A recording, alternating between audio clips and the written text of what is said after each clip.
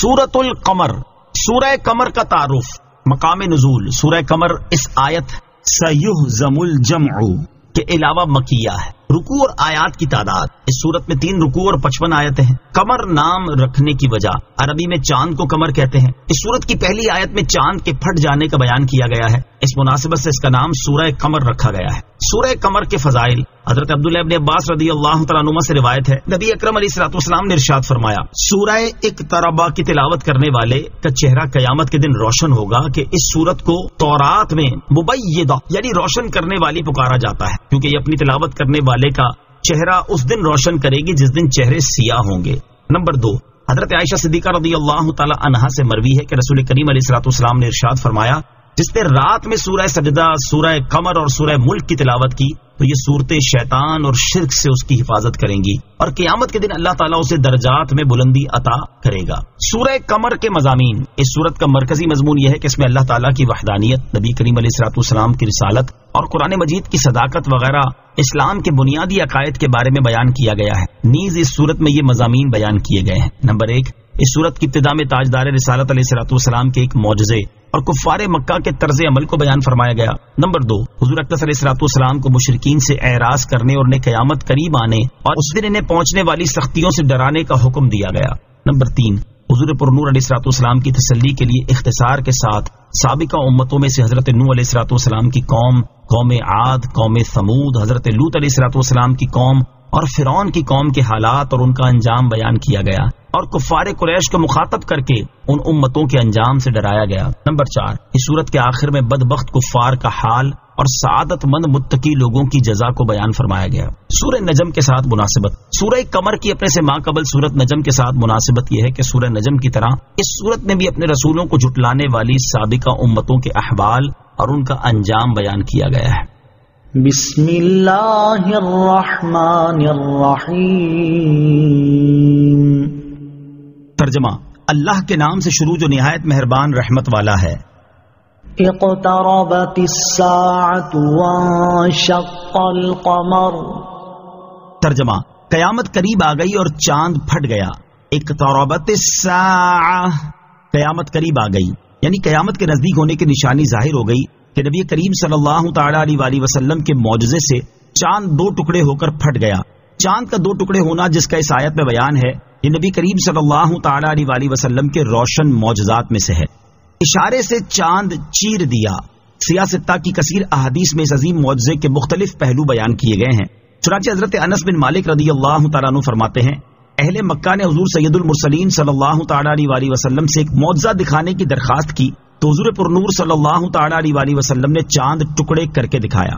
حضرت عبداللہ ابن مسعود رضی اللہ تعالیٰ عنہ فرماتے ہیں کہ رسول اللہ صلی اللہ تعالی علیہ وسلم کے زمانے میں چاند 2 ٹکڑے ہو کر پھٹا، ایک ٹکڑا پہاڑ کے اوپر اور دوسرا ٹکڑا اس کے نیچے۔ تب رسول اکرم صلی اللہ تعالی علیہ وسلم نے فرمایا، گواہ رہو۔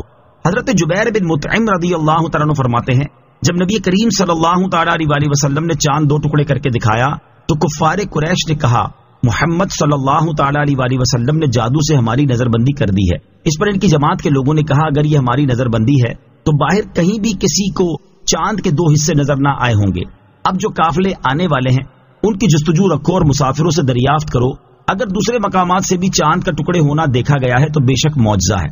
چنانچہ سفر سے آنے والوں سے دریافت کیا تو انہوں نے بیان کیا کہ ہم نے دیکھا ہے کہ اس روز چاند کے 2 حصے ہو گئے تھے۔ اب مشرکین کو انکار کی گنجائش نہ رہی، لیکن وہ جاہلانہ طور پر اسے جادو ہی جادو کہتے رہے۔ ان کے علاوہ سیاستہ کی اور احادیث میں بھی اس عظیم معجزے کا بیان ہے اور یہ خبر شہرت کے اس درجے تک پہنچ گئی ہے کہ اس کا انکار کرنا عقل و انصاف سے دشمنی اور بے دینی ہے۔ وَإِن يَرَوْا آيَةً يُعْرِضُوا وَيَقُولُوا سِحْرٌ مُسْتَمِرٌ۔ ترجمہ، اور اگر کفار کوئی نشانی دیکھتے ہیں تو منہ پھیر لیتے ہیں اور کہتے ہیں یہ تو کوئی دائمی جادو ہے۔ وَإِن يَرَوْا آيَةً، اور اگر کفار کوئی نشانی دیکھتے ہیں۔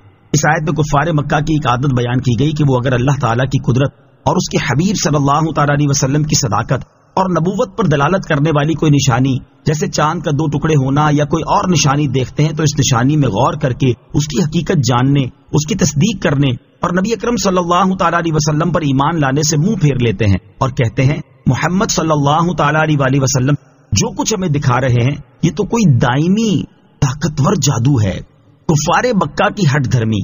اس آیت میں کفار مکہ کا جو حال بیان ہوا کہ ان کا مطالبہ پورا بھی کر دیا جائے تو بھی یہ ایمان نہیں لاتے، اس کا بیان اور آیات میں بھی کیا گیا ہے. جیسے کفار مکہ نے کہا کہ وَلَن نُؤْمِنَ لِرُقِيِّكَ حَتَّى تُنَزِّلَ عَلَيْنَا كِتَابًا نَقْرَؤُهُ. ترجمہ، اور ہم تمہارے چڑھ جانے پر بھی ہرگز ایمان نہ لائیں گے جب تک ہم پر ایک کتاب نہ اتارو جو ہم پڑھیں. اور ان کے جواب میں اللہ تعالیٰ نے ارشاد فرمایا وَلَوْ نَزَّلْنَا عَلَيْكَ كِتَابًا فِي قِرْطَاسٍ فَلَمَسُوهُ بِأَيْدِيهِمْ لَقَالَ الَّذِينَ كَفَرُوا إِنْ هَذَا إِلَّا سِحْرٌ مُبِينٌ. ترجمہ، اور اگر ہم کاغذ میں کچھ لکھا ہوا آپ پر اتار دیتے پھر یہ اسے چھو لیتے تب بھی کافر کہہ دیتے کہ یہ تو کھلا جادو ہے. کفار مکہ نے نبی اکرم صلی اللہ تعالی علیہ وسلم سے کہا تسقط السماء كما زعمت علينا كسفا. ترجمہ، تم ہم پر آسمان ٹکڑے ٹکڑے کر کے گرا دو جیسا تم نے کہا ہے. اللہ تعالیٰ نے ارشاد فرمایا وَإِن يَرَوْا كِسْفًا مِّنَ السَّمَاءِ سَاقِطًا يَقُولُوا سَحَابٌ مَّرْكُومٌ. ترجمہ، اور اگر وہ آسمان سے کوئی ٹکڑا گرتا ہوا دیکھیں گے تو کہیں گے کہ یہ تہ در تہ بادل ہے. ایک اور مقام پر ارشاد فرمایا وَلَوْ فَتَحْنَا عَلَيْهِمْ بَابًا مِّنَ السَّمَاءِ فَظَلُّوا فِيهِ يَعْرُجُونَ لَقَالُوا إِنَّمَا سُكِّرَتْ أَبْصَارُنَا بَلْ نَحْنُ قَوْمٌ مَّسْحُورُونَ. ترجمہ، اور اگر ہم ان کے لیے آسمان میں کوئی دروازہ کھول دیتے تاکہ دن کے وقت اس میں چڑھ جاتے جب بھی وہ یہی کہتے کہ ہماری نگاہوں کو بند کر دیا گیا ہے بلکہ ہم ایسی قوم ہے جن پر جادو کیا ہوا ہے. کفار مکہ نے تاجدار رسالت صلی اللہ تعالی علیہ وسلم سے کہا کہ اگر آپ سچے ہیں تو ہمارے مردوں کو زندہ کر دیجئے تاکہ ہم ان سے پوچھیں کہ آپ جو فرماتے ہیں وہ حق ہے یا نہیں، اور ہمیں فرشتے دکھائیے جو ہمارے سامنے آپ کے رسول ہونے کی گواہی دیں، یا اللہ اور فرشتوں کو ہمارے سامنے لائیے. ان کے جواب میں اللہ تعالیٰ نے ارشاد فرمایا وَلَوْ أَنَّنَا نَزَّلْنَا إِلَيْهِمُ الْمَلَائِكَةَ وَكَلَّمَهُمُ الْمَوْتَى وَحَشَرْنَا عَلَيْهِمْ كُلَّ شَيْءٍ قُبُلًا مَا كَانُوا لِيُؤْمِنُوا إِلَّا أَن يَشَاءَ اللَّهُ وَلَكِنَّ أَكْثَرَهُمْ يَجْهَلُونَ. ترجمہ، اور اگر ہم ان کی طرف فرشتے اتار دیتے اور مردے ان سے باتیں کرتے اور ہم ہر چیز ان کے سامنے جمع کر دیتے جب بھی وہ ایمان لانے والے نہ تھے مگر یہ کہ خدا چاہتا، لیکن ان میں اکثر لوگ جاہل ہیں. وَكَذَّبُوا وَاتَّبَعُوا أَهْوَاءَهُمْ وَكُلُّ أَمْرٍ مُسْتَقِلٌ. ترجمہ، اور انہوں نے جھٹلایا اور اپنی خواہشوں کے پیچھے ہوئے اور ہر کام قرار پا چکا ہے. وَكَذَّبُوا، اور انہوں نے جھٹلایا. ارشاد فرمایا کہ کفار مکہ نے نبی کریم صلی اللہ تعالی علیہ وسلم کو اور ان کے معجزات کو جھٹلایا جو انہوں نے اپنی آنکھوں سے دیکھے، اور وہ اپنی ان باطل خواہشوں کے پیچھے ہوئے جو شیطان نے ان کے دل میں ڈال دی تھی کہ اگر انہوں نے نبی اکرم صلی اللہ تعالی علیہ وسلم کے معجزات کی تصدیق کی تو ان کی سرداری تمام عالم میں مانی جائے گی اور قریش کی کچھ بھی عزت اور قدر باقی نہ رہے گی. اللہ تعالیٰ ارشاد فرماتا ہے کہ ہر کام اپنے وقت پر ہونے ہی والا ہے، کوئی اس کو روکنے والا نہیں، اور سرکار دو عالم صلی اللہ تعالی علیہ وسلم کا دین غالب ہو کر رہے گا. وَلَقَدْ جَاءَهُم مِّنَ الْأَنبَاءِ مَا فِيهِ مُزْدَجَرٌ. ترجمہ، اور بے شک ان کے پاس وہ خبریں آ چکی جن میں کافی ڈانٹ ڈپٹ تھی. وَلَقَدْ جَاءَهُم مِّنَ الْأَنبَاءِ، اور بے شک ان کے پاس وہ خبریں آ چکی. ارشاد فرمایا کہ کفار مکہ کے پاس قرآن پاک کے ذریعے پچھلی امتوں کے ان لوگوں کی خبریں آ چکی ہیں جو اپنے رسولوں کو جھٹلانے کی وجہ سے ہلاک کر دیے گئے، اور ان خبروں میں کفار مکہ کے لیے کفر اور تکذیب سے کافی روک اور انتہا درجے کی نصیحت تھی. اس آیت سے معلوم ہوا کہ ان لوگوں کے حالات معلوم کرنا عبرت اور نصیحت حاصل کرنے کے لیے بہت فائدہ مند ہے جو اللہ تعالیٰ کی نافرمانی اور اس کے ساتھ کفر کرنے کی وجہ سے ہلاک کر دیے گئے. حکمت بالغۃ فما تغنی النذر. ترجمہ، یہ قرآن انتہا کو پہنچی ہوئی حکمت ہے تو ایسوں کو ڈرانے والے امور فائدہ نہیں دیتے. حکمت بالغہ، انتہا کو پہنچی ہوئی حکمت. اس آیت کا ایک معنی یہ ہے کہ یہ قرآن انتہا کو پہنچی ہوئی حکمت سے بھرپور ہے تو جب کافر ڈر سنانے والوں کی مخالفت کریں گے اور انہیں جھٹلائیں گے تو یہ انہیں کیا فائدہ دیں گے؟ اسی طرح ایک اور مقام پر ارشاد فرمایا قُلِ انظُرُوا مَاذَا فِي السَّمَاوَاتِ وَالْأَرْضِ وَمَا تُغْنِي الْآيَاتُ وَالنُّذُرُ عَنْ قَوْمٍ لَا يُؤْمِنُونَ۔ ترجمہ، تم فرماؤ تم دیکھو کہ آسمانوں اور زمین میں کیا کیا نشانیاں ہیں، اور نشانیاں اور رسول ان لوگوں کو کوئی فائدہ نہیں دیتے جو ایمان نہیں لاتے۔ دوسرا معنی یہ ہے کہ یہ قرآن انتہا کو پہنچی ہوئی حکمت سے بھرپور ہے، تو کافروں کو پھر بھی ڈرانے والے امور جیسے سابقہ امتوں پر آنے والے عذابات نے فائدہ نہ دیا۔ فَتَوَلَّ عَنْهُمْ يَوْمَ يَدْعُ الدَّاعِ إِلَى شَيْءٍ نُكُرٍ خُشَّ عَنْ أَبْصَارُهُمْ يَخْرُجُونَ مِنَ الْأَجْدَاثِ كَأَنَّهُمْ جَرَادٌ مُنتَشِرٌ مُهْطِعِينَ إِلَى الدَّاعِ يَقُولُ الْكَافِرُونَ هَذَا يَوْمٌ عَسِرٌ۔ ترجمہ، تو تم ان سے منہ پھیر لو جس دن پکارنے والا ایک سخت انجان بات کی طرف بلائے گا، تو ان کی آنکھیں نیچے جھکی ہوئی ہوں گی، قبروں سے یوں نکلیں گے گویا وہ پھیلی ہوئی ٹڈیاں ہیں۔ اس بلانے والے کی طرف دوڑتے ہوئے کافر کہیں گے کہ بڑا سخت دن ہے۔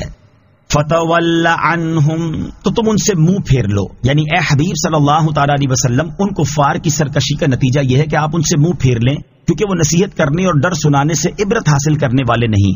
ایک قول یہ ہے کہ یہ آیت جہاد والی آیت سے منسوخ ہو چکی ہے، اور ایک قول یہ ہے کہ یہ آیت منسوخ نہیں، کیونکہ اس کا معنی یہ ہے کہ اے حبیب صلی اللہ تعالی علیہ وسلم آپ ان کفار سے منہ پھیر لیں اور ان سے کلام کرنے کی بجائے ان کے ساتھ جہاد فرمائیں۔ یوم یدعو الداعی الی شیء نکر، جس دن پکارنے والا ایک سخت انجان بات کی طرف بلائے گا۔ آیت کے حصے اور اس کے بعد والی دو آیات کا خلاصہ یہ ہے کہ اے حبیب صلی اللہ تعالی علیہ وسلم آپ وہ دن یاد کریں جب حضرت اسرافیل علیہ السلام بیت المقدس کی چٹان پر کھڑے ہو کر ایک ایسی سخت انجان بات کی طرف بلائیں گے کہ اس جیسی سختی کبھی لوگوں نے نہ دیکھی ہوگی، اور وہ بات قیامت اور حساب کی ہولناکی ہے۔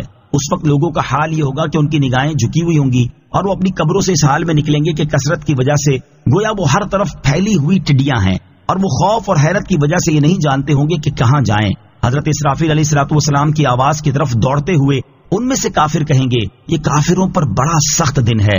ان آیات میں قیامت قائم ہوتے وقت کی جو حالت بیان کی گئی اس کا ذکر کرتے ہوئے ایک اور مقام پر اللہ تعالیٰ ارشاد فرماتا ہے وَنُفِخَ فِي الصُّورِ فَإِذَا هُم مِّنَ الْأَجْدَاثِ إِلَى رَبِّهِمْ يَنسِلُونَ قَالُوا يَا وَيْلَنَا مَنْ بَعَثَنَا مِن مَّرْقَدِنَا هَذَا مَا وَعَدَ الرَّحْمَنُ وَصَدَقَ الْمُرْسَلُونَ۔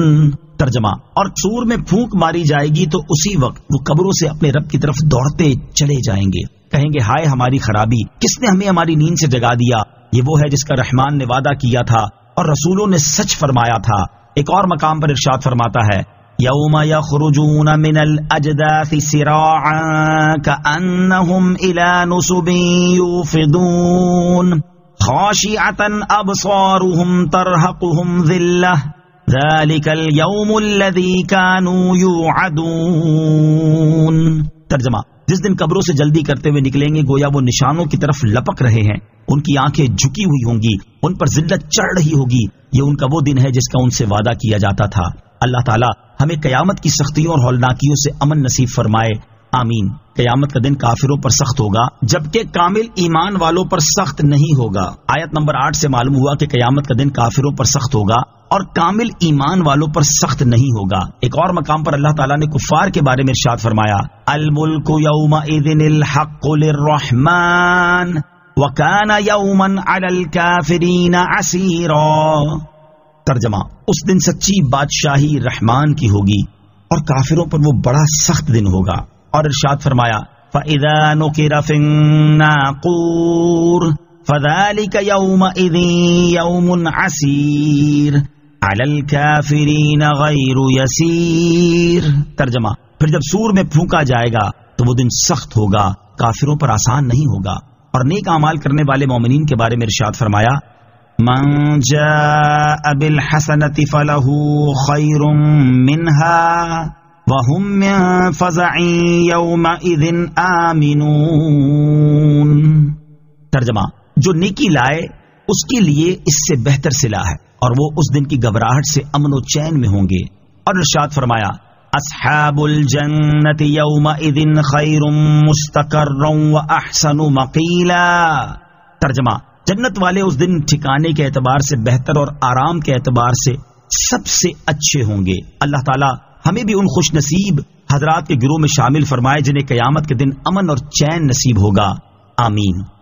كذبت قبلهم قوم نوح فكذبوا عبدنا وقالوا مجنون وازدجر فدعا ربه أني مغلوب فانتصر۔ ترجمہ، ان سے پہلے نوح کی قوم نے جھٹلایا تو انہوں نے ہمارے بندے کو جھوٹا کہا اور کہنے لگے یہ پاگل ہے، اور نوح کو جھڑکا گیا تو اس نے اپنے رب سے دعا کی کہ میں مغلوب ہوں تو تو میرا بدلہ لے۔ کذبت قبلہم قوم نوح، ان سے پہلے نوح کی قوم نے جھٹلایا۔ اس آیت سے اللہ تعالیٰ نے سابقہ انبیاء کرام علیہ الصلوۃ والسلام کے واقعات بیان فرمائے ہیں تاکہ ان کے حالات سن کر اس کے حبیب صلی اللہ تعالیٰ علیہ وسلم کو تسلی حاصل ہو۔ اس آیت اور اس کے بعد والی آیت کا خلاصہ یہ ہے کہ کفار قریش سے پہلے حضرت نوح علیہ الصلوۃ والسلام کی قوم نے حضرت نوح علیہ الصلوۃ والسلام کو جھٹلایا، اور انہوں نے ہمارے بندے کو جھوٹا کہا اور انہیں دھمکی دی کہ اگر تم اپنے واعظ و نصیحت اور دین کی دعوت دینے سے باز نہ آئے تو ہم تمہیں قتل کر دیں گے اور سنسار کر ڈالیں گے، اور ان کی شان میں کہنے لگے یہ پاگل ہے۔ اور انہوں نے حضرت نوح علیہ الصلوۃ والسلام کو دین کی دعوت دینے پر جھڑکا تو بہت عرصے ان کی اذیتوں پر صبر کرنے کے بعد حضرت نوح علیہ الصلوۃ والسلام نے اپنے رب عز و جل سے دعا کی کہ اے اللہ عز و جل میں مغلوب ہوں تو تو ان سے میرا بدلہ لے۔ ففتحنا ابواب السماء بماء منهمر وفجرنا الارض عيونا فالتقى الماء على امر قد قدر۔ ترجمہ، تو ہم نے زور کے بہتے پانی سے آسمان کے دروازے کھول دیے اور زمین کو چشمے کر کے بہا دیا تو پانی اس مقدار پر مل گیا جو مقدر تھی۔ ففتحنا ابواب السماء بماء منہمر، تو ہم نے زور کے بہتے پانی سے آسمان کے دروازے کھول دیے۔ جب حضرت نوح علیہ الصلوۃ والسلام نے دعا مانگی تو اللہ تعالیٰ نے ان کی قوم پر عذاب بھیج دیا۔ اسی عذاب کا ذکر کرتے ہوئے اس آیت اور اس کے بعد والی آیت میں ارشاد فرمایا گیا کہ ہم نے زور کے بہتے پانی سے آسمان کے دروازے کھول دیے اور وہ پانی 40 دن تک نہ تھما، اور زمین سے اس قدر پانی نکالا کہ زمین چشموں کی طرح ہو گئی، اور آسمان سے برسنے والے اور زمین سے ابلنے والے دونوں پانی اس مقدار پر مل گئے جو ان کے لیے مقدر تھی اور لوح محفوظ میں لکھی ہوئی تھی کہ طوفان اس حد تک پہنچے گا۔ وَحَمَلْنَاهُ عَلَى ذَاتِ أَلْوَاحٍ وَدُسُرٍ تَجْرِي بِأَعْيُنِنَا جزاء لمن کان کفر۔ ترجمہ، اور ہم نے نوح کو تختوں اور کیلوں والی کشتی پر سوار کیا جو ہماری نگاہوں کے سامنے بہ رہی تھی، سب کچھ اس نوح کو جزا دینے کے لیے ہوا جس کے ساتھ کفر کیا گیا تھا۔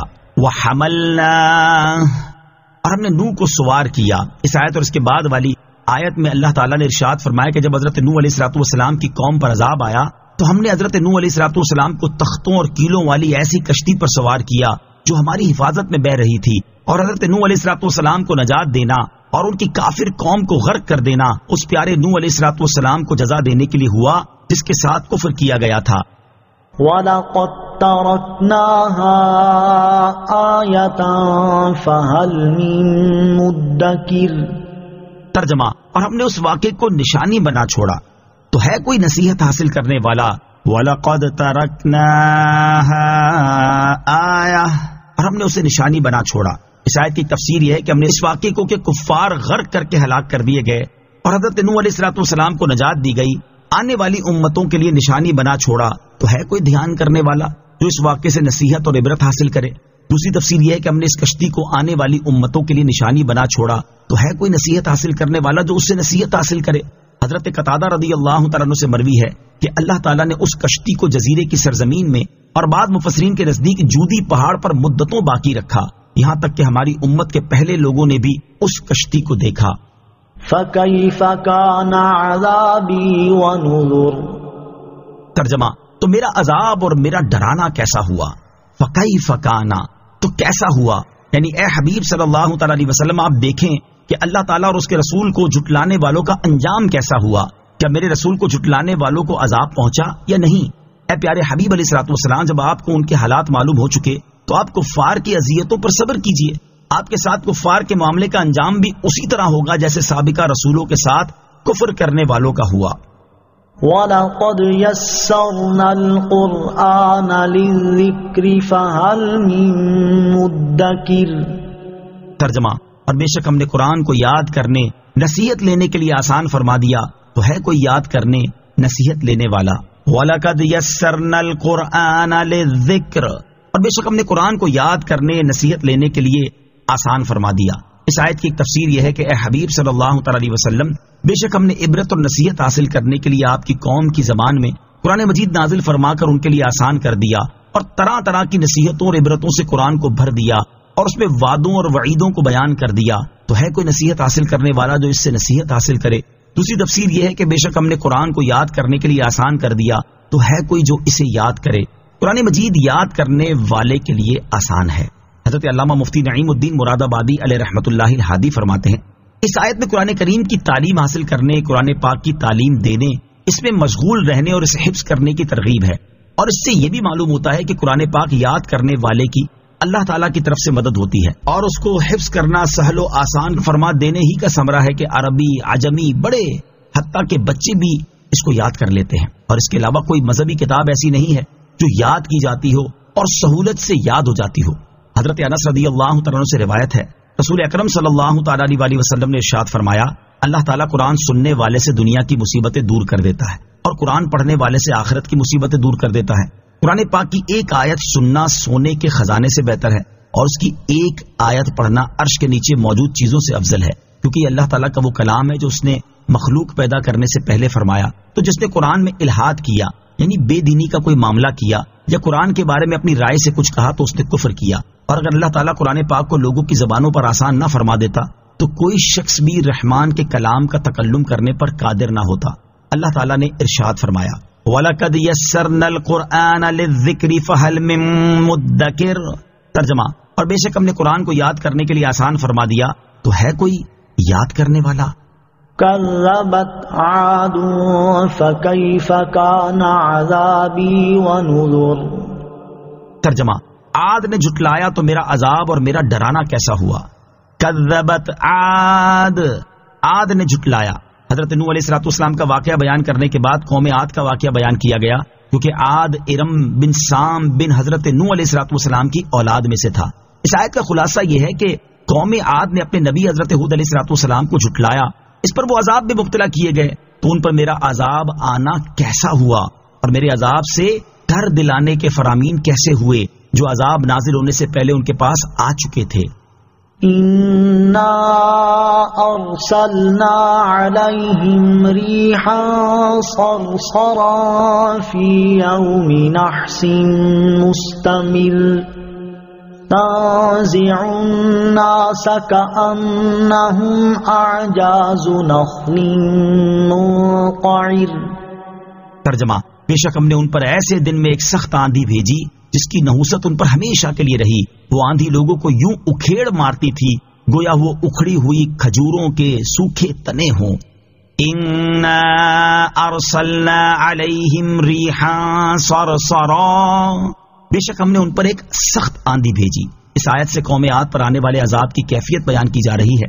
چنانچہ اس آیت اور اس کے بعد والی آیت میں اللہ تعالیٰ نے ارشاد فرمایا کہ بے شک ہم نے قوم عاد پر ایسے دن میں ایک بہت تیز چلنے والی، نہایت ٹھنڈی اور سخت سناٹے والی آندھی بھیجی جس کی نحوست ان پر ہمیشہ کے لیے رہی، حتیٰ کہ ان میں سے کوئی نہ بچا اور وہ سب ہلاک ہو گئے. وہ آندھی لوگوں کو زمین سے یوں اکھیڑ دیتی تھی گویا وہ اکھڑی ہوئی کھجوروں کے سوکھے تنے ہوں، اور پھر سر کے بل انہیں زمین پر اس طرح دے مارتی کہ ان کے سر تن سے جدا ہو جاتے تھے. اور جس دن وہ آندھی آئی تھی وہ دن مہینے کا آخری بدھ تھا. نوٹ، بعض لوگ مہینے کے آخری بدھ کو منوس کہتے ہیں اور اس کی دلیل کے طور پر یہ آیت پیش کرتے ہیں، مگر یہ غلط ہے کیونکہ اس بدھ کی نحوست صرف قوم عاد کے لیے تھی. فَكَيْفَ كَانَ عَذَابِي وَنُذُرِ. ترجمہ، تو میرا عذاب اور میرا ڈرانا کیسا ہوا. فَكَيْفَ كَانَ عَذَابِي، تو کیسا ہوا میرا عذاب.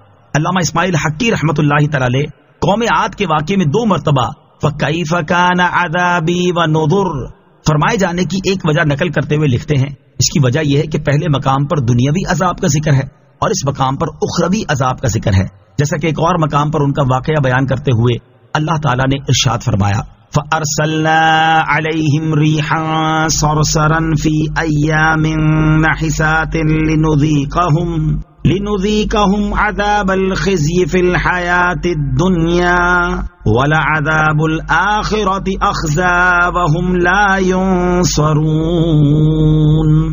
ترجمہ، تو ہم نے ان پر ان کے منحوس دنوں میں ایک تیز آندھی بھیجی تاکہ دنیا کی زندگی میں ہم انہیں رسوائی کا عذاب چکھائیں، اور بے شک آخرت کا عذاب زیادہ رسوا کن ہے اور ان کی مدد نہ ہوگی۔ اور ایک قول یہ نقل کیا ہے کہ پہلے مقام پر قوم عاد کو ان کی ہلاکت سے پہلے ڈرایا گیا ہے، اور اس مقام پر قوم عاد کی ہلاکت کے بعد دوسروں کو ان پر آنے والے عذاب سے ڈرایا گیا ہے۔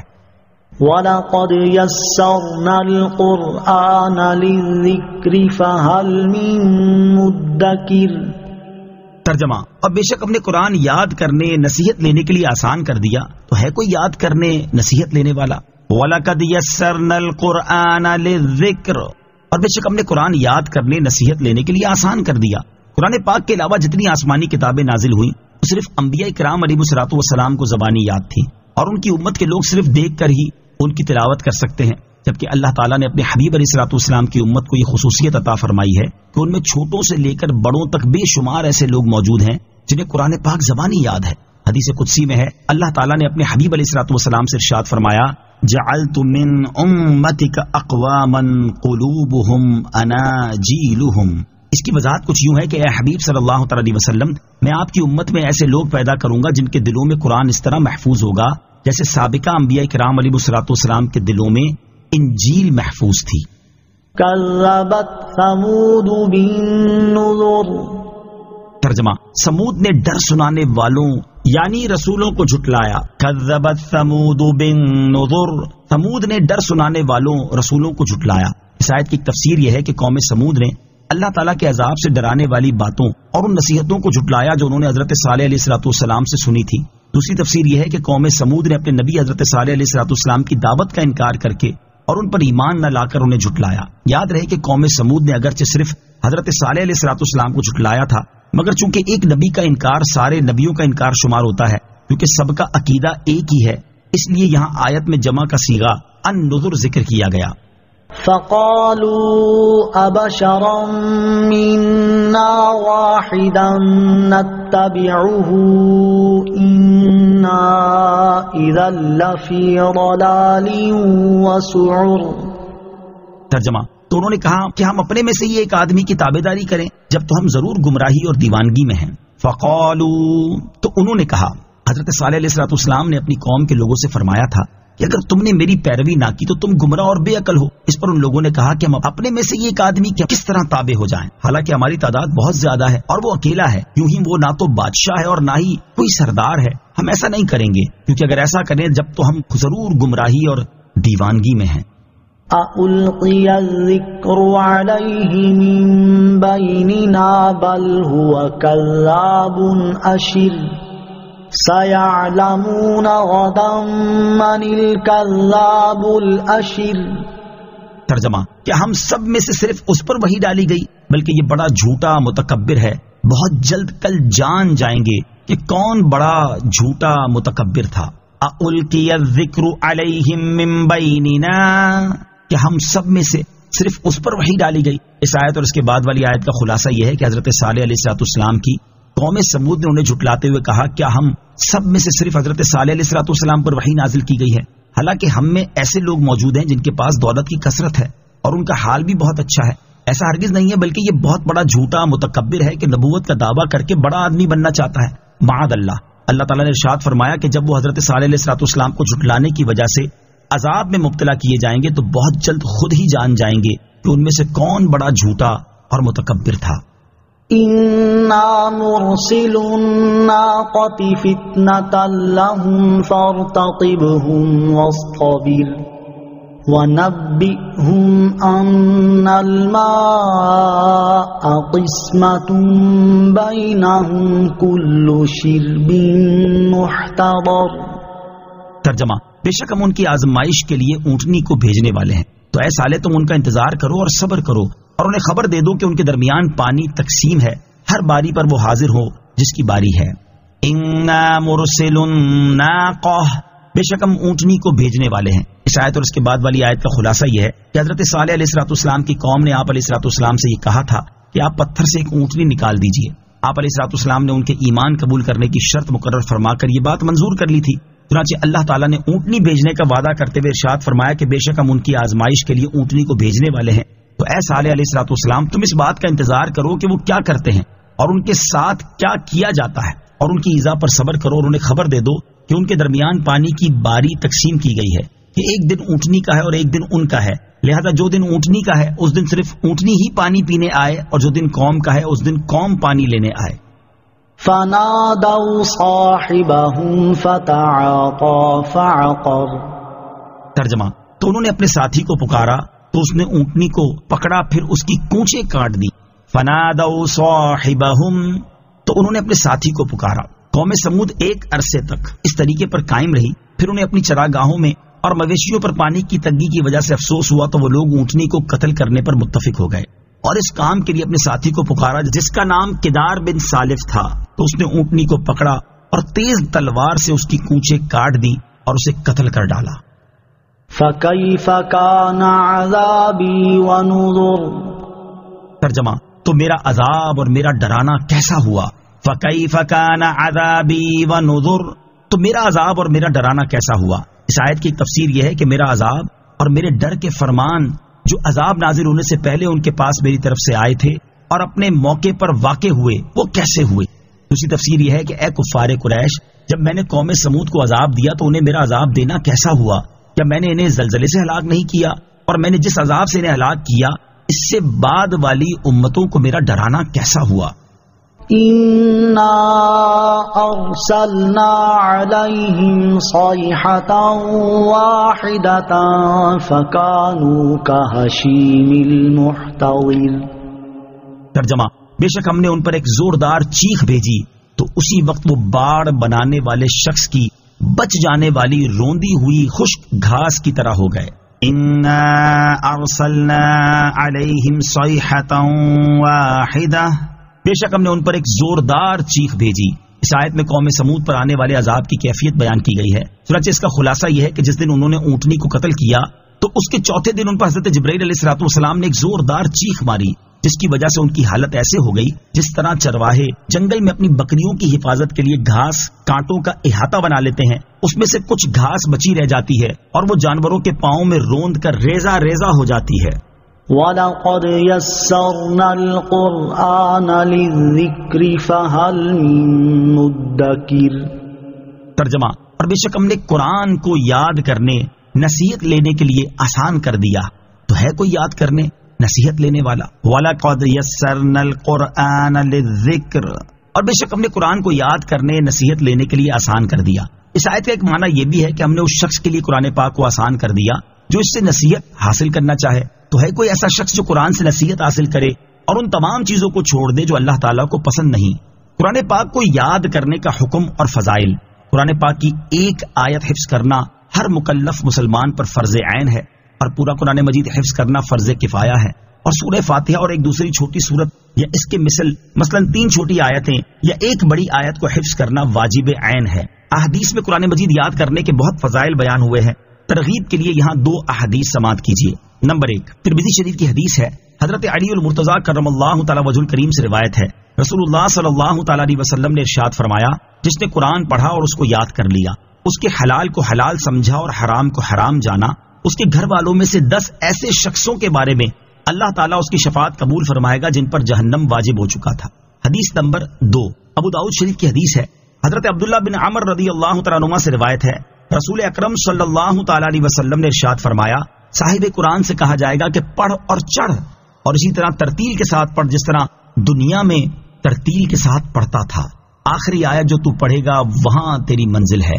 اللہ تعالیٰ میں قرآن مجید یاد کرنے اور اپنے بچوں کو یاد کروانے کی توفیق عطا فرمائے، آمین۔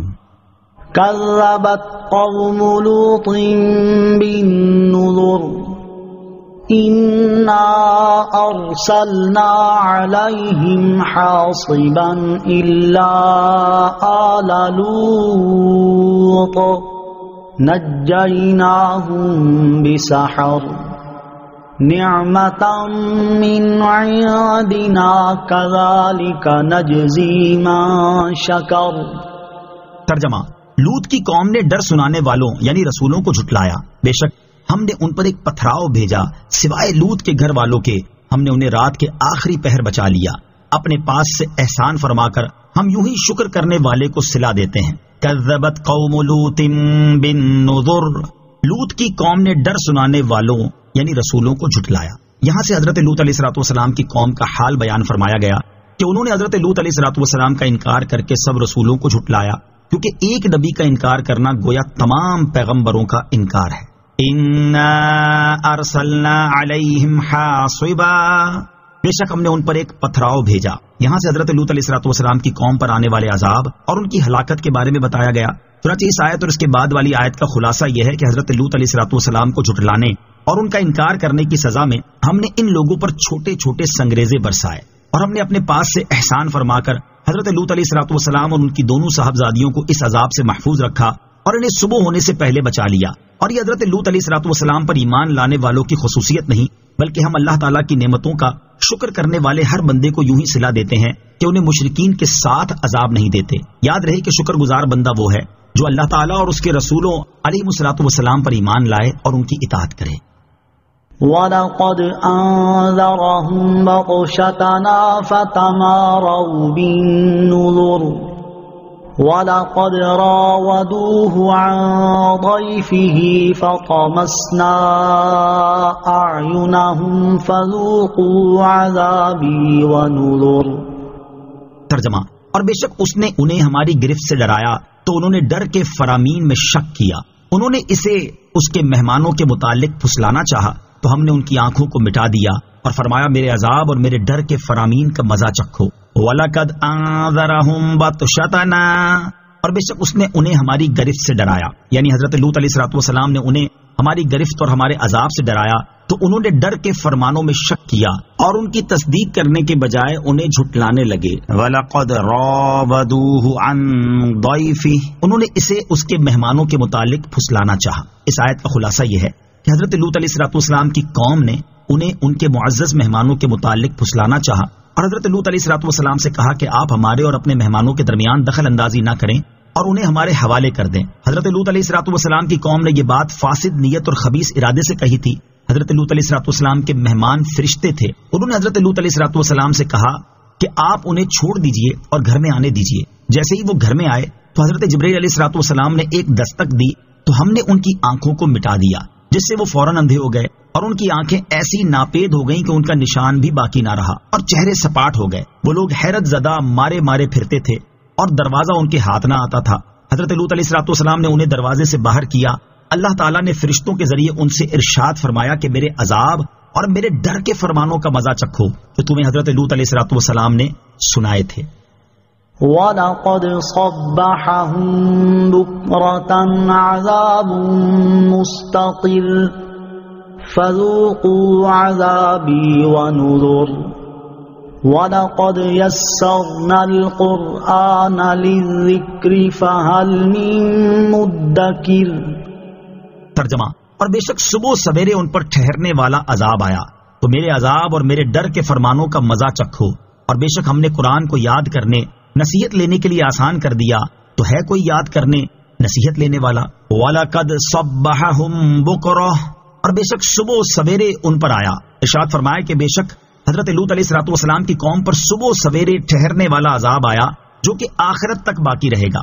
مراد یہ ہے کہ دنیاوی عذاب برزخی عذاب سے اور برزخی عذاب اخروی عذاب سے ملا ہوا ہے، لہذا نفس عذاب دائمی اور قائم ہے۔ اس آیت سے عذاب قبر کا ثبوت بھی ہوتا ہے، کیونکہ اگر عذاب قبر حق نہ ہو تو ان کا عذاب مستقر یعنی ٹھہرنے والا نہیں رہتا۔ فَذُوقُوا عَذَابِي وَنُذُرِ، تو میرے عذاب اور میرے ڈر کے فرمانوں کا مزہ چکھو۔ دوسری بار یہ بات اس لیے فرمائی گئی کہ ان پر عذاب 2 مرتبہ نازل ہوا تھا۔ پہلا عذاب خاص ان لوگوں پر ہوا تھا جو حضرت لوط علیہ الصلوۃ والسلام کے گھر میں داخل ہوئے تھے، اور دوسرا عذاب سب کو عام تھا۔ وَلَقَدْ جَاءَ آلَ فِرْعَوْنَ النُّذُرُ كَذَّبُوا بِآيَاتِنَا كُلِّهَا فَأَخَذْنَاهُمْ أَخْذَ عَزِيزٍ مُقْتَدِرٍ۔ ترجمہ، اور بے شک فرعونیوں کے پاس ڈر سنانے والے رسول آئے، انہوں نے ہماری سب نشانیوں کو جھٹلا دیا تو ہم نے ان پر ایسی گرفت کی جیسی ایک عزت والے عظیم قدرت والے کی گرفت کی شان ہوتی ہے۔ وَلَقَدْ جَاءَ، اور بے شک آئے، یہاں سے فرعون اور اس کی قوم کا واقعہ بیان کیا جا رہا ہے۔ چنانچہ اس آیت اور اس کے بعد والی آیت کا خلاصہ یہ ہے کہ بے شک فرعونیوں کے پاس اللہ تعالیٰ کے عذاب سے ڈرانے والے رسول حضرت موسیٰ اور حضرت ہارون علیہ الصلوۃ والسلام آئے تو فرعونی ان پر ایمان نہ لائے اور انہوں نے ہماری ان سب نشانیوں کو جھٹلا دیا جو حضرت موسیٰ علیہ الصلوۃ والسلام کو دی گئی تھیں، تو ہم نے اس جھٹلانے کی وجہ سے ان پر عذاب کے ساتھ ایسی گرفت کی جیسی ایک عزت والے عظیم قدرت والے کی گرفت ہوتی ہے کہ قدرت والے کی پکڑ سے کوئی چھڑا نہیں سکتا۔ فَأَخَذْنَاهُمْ أَخْذَ عَزِيزٍ مُقْتَدِرٍ، تو ہم نے ان پر ایسی گرفت کی جیسی ایک عزت والے عظیم قدرت والے کی گرفت کی شان ہوتی ہے۔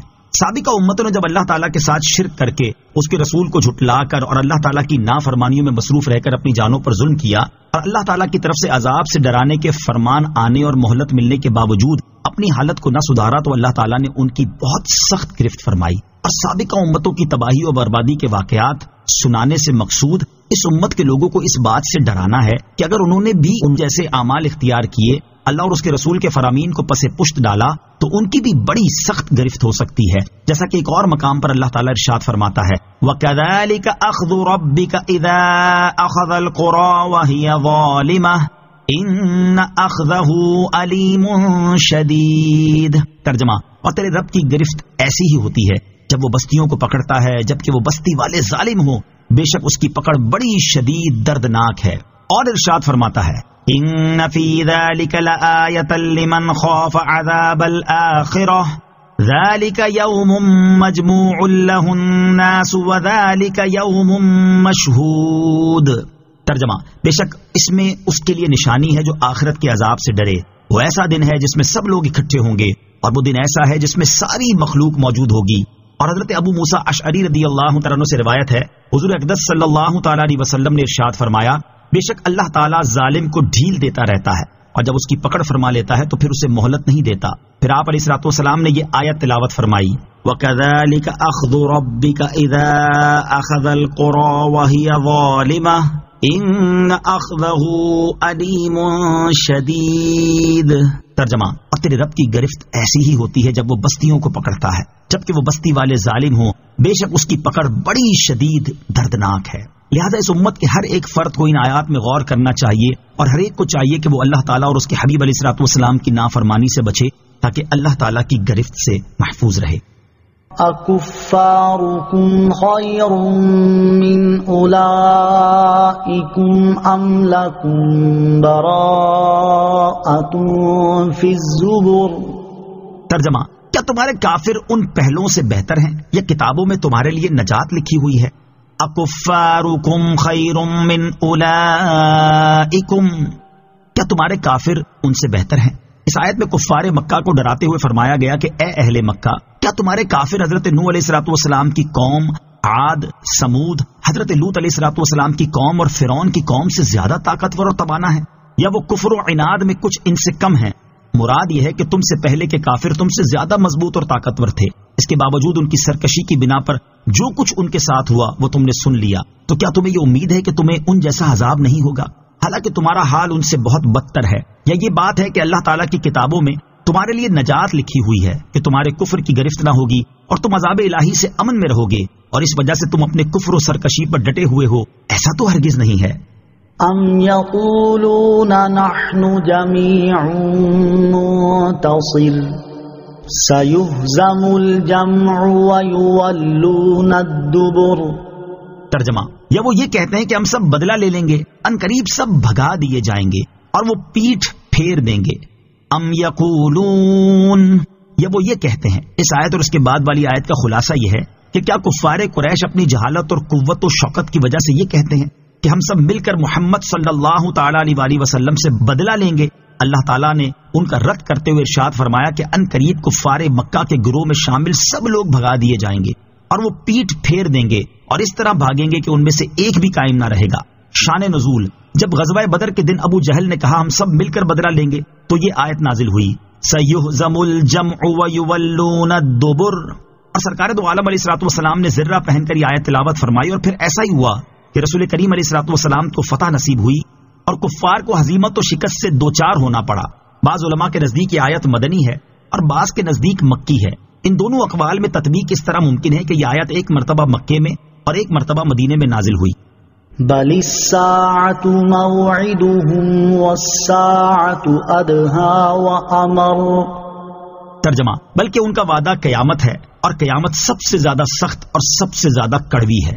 بل الساعة موعدهم، بلکہ ان کا وعدہ قیامت ہے، یعنی بدر کی شکست کفار مکہ کا پورا عذاب نہیں بلکہ اس عذاب کے بعد انہیں قیامت کے دن اصل عذاب کا وعدہ ہے، اور قیامت سب سے زیادہ سخت اور سب سے زیادہ کڑوی ہے کہ دنیاوی عذاب کے مقابلے میں اس کا عذاب بہت زیادہ سخت ہے، کیونکہ دنیاوی عذاب جیسے قید ہونا، قتل ہونا اور شکست کھانا وغیرہ تو اخروی عذاب کی ایک جھلک ہے۔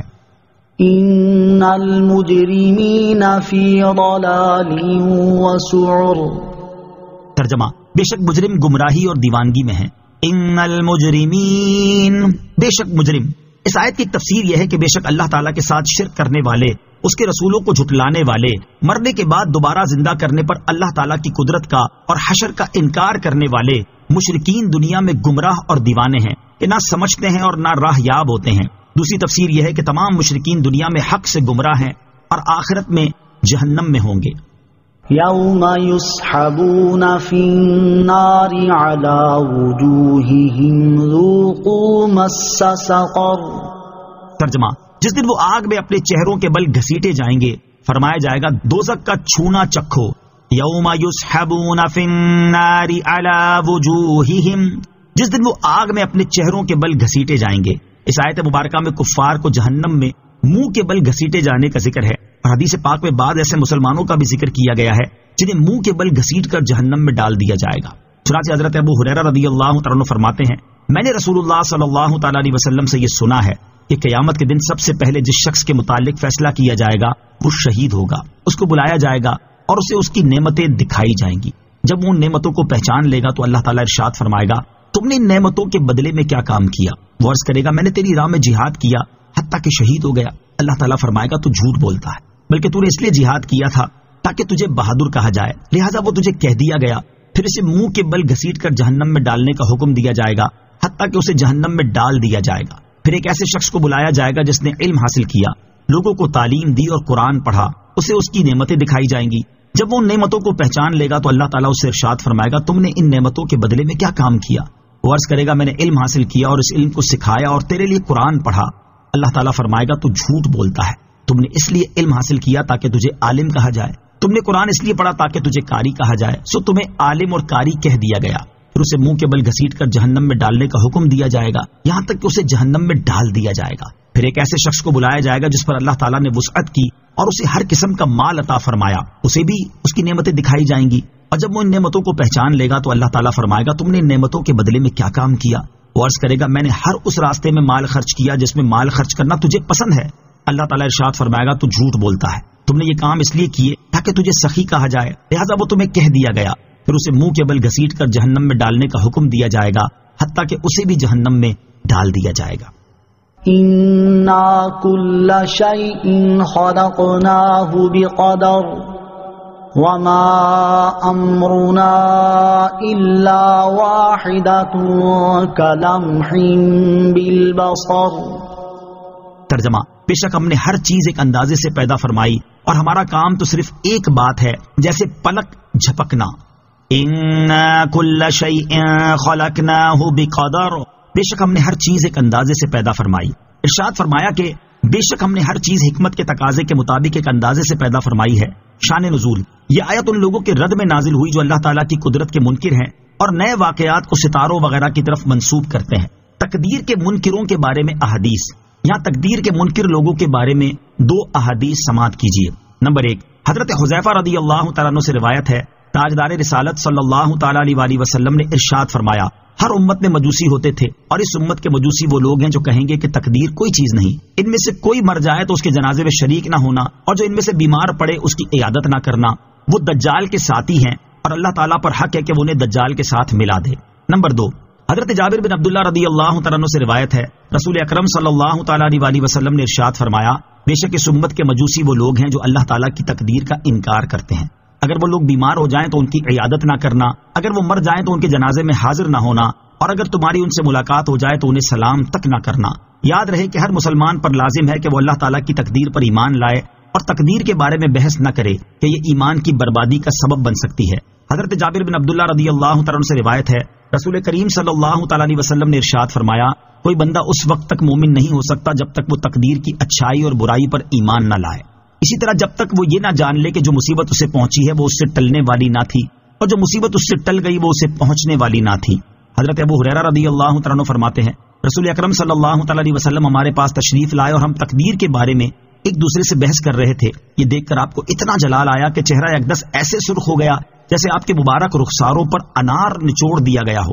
آپ نے فرمایا، کیا تمہیں اس بات کا حکم دیا گیا ہے یا اسی بات کے لیے میں تمہاری طرف بھیجا گیا ہوں؟ تم سے پہلے لوگوں نے جب اس تقدیر کے بارے میں اختلاف کیا تو وہ ہلاک ہو گئے، میں تمہیں قسم دے کر کہتا ہوں کہ اس کے بارے میں مت جھگڑو۔ جب صحابہ کرام علیہم الرضوان جیسی عظیم ہستیوں کو تقدیر کے بارے میں بحث کرنے سے روک دیا گیا تو ہمیں اس سے بدرجہ اولا باز رہنا چاہیے۔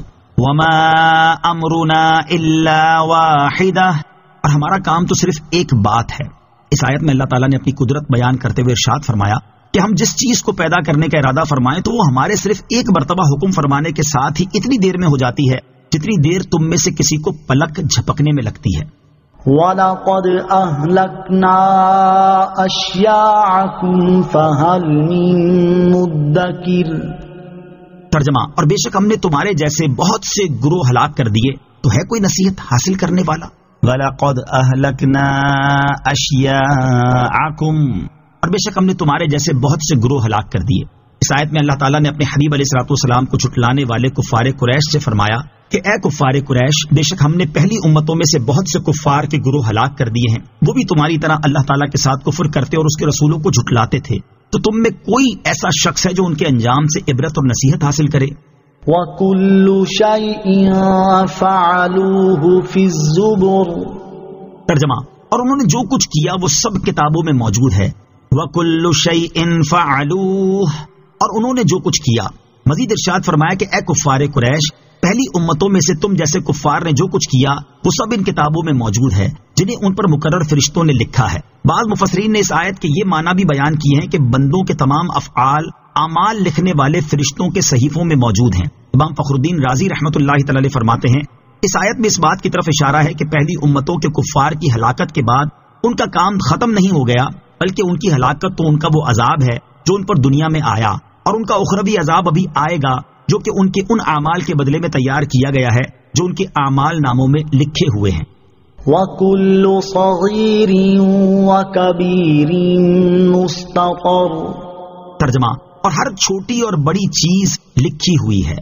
وَكُلُّ صَغِيرٍ وَكَبِيرٍ مُسْتَطَرٌ، اور ہر چھوٹی اور بڑی چیز لکھی ہوئی ہے، یعنی چھوٹے اور بڑے تمام اعمال اپنی تفصیل کے ساتھ لوح محفوظ میں لکھے ہوئے ہیں۔ سب کے لیے نصیحت، ان آیات میں ہر مسلمان کے لیے بڑی نصیحت ہے کہ اس کے تمام اعمال لوح محفوظ میں لکھے ہوئے ہیں، اور اعمال لکھنے والے فرشتے بھی اپنے صحیفوں میں اس کا ہر عمل لکھ رہے ہیں، اور پھر قیامت کے دن ہر شخص ان اعمال ناموں کو اپنے سامنے پائے گا۔ اس نازک ترین مرحلے کی منظر کشی کرتے ہوئے اللہ تعالیٰ ارشاد فرماتا ہے، وَوُضِعَ الْكِتَابُ فَتَرَى الْمُجْرِمِينَ مُشْفِقِينَ مِمَّا فِيهِ وَيَقُولُونَ يَا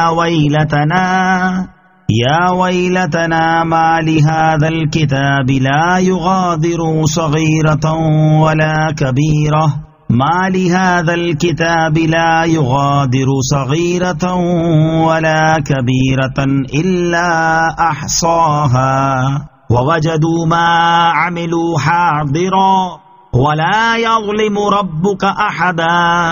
ترجمہ، اور نامہ اعمال رکھا جائے گا تو تم مجرموں کو دیکھو گے کہ اس میں جو لکھا ہوا ہوگا اس سے ڈر رہے ہوں گے اور کہیں گے ہائے ہماری خرابی۔ اس نامہ اعمال کو کیا ہے کہ اس نے ہر چھوٹے اور بڑے گناہ کو گھیرا ہوا ہے، اور لوگ اپنے تمام اعمال کو اپنے سامنے موجود پائیں گے، اور تمہارا رب کسی پر ظلم نہیں کرے گا۔ اور ارشاد فرماتا ہے، یوم تجد کل نفس ما عملت من خیر محضرا وما عملت من سوء تود لو ان بینها وبینه امدا بعیدا ویحذرکم اللہ نفسہ واللہ رؤوف بالعباد. ترجمہ: یاد کرو جس دن ہر شخص اپنے تمام اچھے اور برے اعمال اپنے سامنے موجود پائے گا تو تمنا کرے گا کہ کاش اس کے درمیان اور اس کے اعمال کے درمیان کوئی دور دراز کی مسافت حائل ہو جائے. اور اللہ تمہیں اپنے عذاب سے ڈراتا ہے اور اللہ بندوں پر بڑا مہربان ہے. لہذا ہر ایک کو چاہیے کہ وہ چھوٹے بڑے تمام گناہوں سے بچے اور جو گناہ سرزد ہو چکے ان سے اللہ تعالیٰ کی بارگاہ میں سچی توبہ کر لے. حضرت یحییٰ بن معاذ رازی رحمت اللہ تعالی فرماتے ہیں جسے یہ معلوم ہے کہ اس کے اعمال قیامت کے دن اس کے سامنے پیش کیے جائیں گے اور ان اعمال کے مطابق اسے جزا دی جائے گی تو اسے چاہیے کہ اپنے کام درست کرنے کی کوشش کرے اور اپنے اعمال میں اخلاص پیدا کرے اور جو گناہ اس سے ہو چکے ان سے لازمی توبہ کر لے. اللہ تعالیٰ عمل کی توفیق عطا فرمائے. آمین. ان المتقین فی جنات ونہر فی مقعد صدق عند ملیک مقتدر. ترجمہ: بے شک پرہیزگار لوگ باغوں اور نہروں میں ہوں گے، عظیم قدرت والے بادشاہ کے حضور سچ کی مجلس میں ہوں گے. ان المتقین، بے شک پرہیزگار لوگ. اس آیت اور اس کے بعد والی آیت میں متقی لوگوں کی جزا بیان کی گئی ہے کہ بے شک وہ لوگ جو کفر اور گناہوں سے بچے رہے وہ ایسے عظیم الشان باغوں میں ہوں گے جن میں موجود نعمتوں اور ان لوگوں کے لیے تیار کی گئی چیزوں کے اوصاف بیان سے باہر ہیں. اور اسی طرح ان کے باغوں اور گھروں میں پانی، شراب، شہد اور دودھ کی نہریں ہوں گی اور وہ عظیم قدرت والے بادشاہ کی بارگاہ کے مقرب ہوں گے.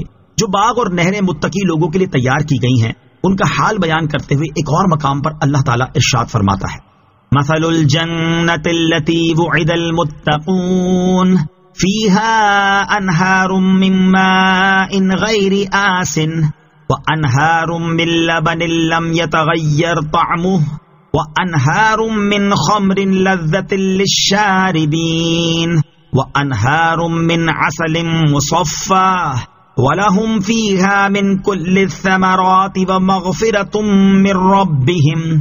ترجمہ: اس جنت کا حال جس کا پرہیزگاروں سے وعدہ کیا گیا ہے یہ ہے کہ اس میں خراب نہ ہونے والے پانی کی نہریں ہیں اور ایسے دودھ کی نہریں ہیں جس کا مزہ نہ بدلے اور ایسی شراب کی نہریں ہیں جو پینے والوں کے لیے سراسر لذت ہے اور صاف شفاف شہد کی نہریں ہیں اور ان کے لیے اس میں ہر قسم کے پھل اور ان کے رب کی طرف سے مغفرت ہے.